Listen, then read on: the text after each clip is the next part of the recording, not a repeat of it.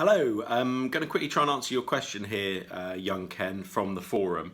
Just to quickly, for those of you on YouTube, the question is, I bought a buy-to-let property and paid 60% of the deposit. Also, I signed a 3-year rental agreement with the developer for a set amount of rental return. Can I flip my property before practical completion? If I can, how can I commit my rental agreement, presumably onto the new buyer? Has anyone had such an experience?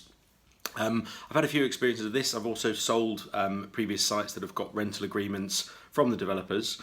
Firstly, I'll be slightly wary of rental agreements as a whole, just because it's often priced into the apartment price. So you're sort of relying on a bit of an upward market, a bit of capital growth to kind of justify the asking price. A new build often slightly more expensive than second-hand properties, especially with the rental agreement priced in. But that being said, it's all down to your contract, really. You need to look at your contract. You need to get in contact with your lawyer and send the contract over to them. If it's not very easy for you to understand the contract itself, you should have an assignable clause in there that allows you to assign your contract onto an incoming buyer. You might want to check the entity you bought it in, if it's in your personal name or if it's in a limited company. If you bought it in a company, you can almost certainly assign it on, potentially without an assignable clause in the contract.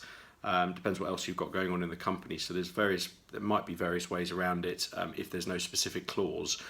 You might also want to ask the developer as well to see what their opinion is and what they allow. They might give you some practical advice, and if a clause wasn't put in there and it wasn't thought of at the time, or no clients asked for it, they may still be amenable for you to assign it on. So you could get that in writing from them subsequently in addition to your contract. So hope that helps.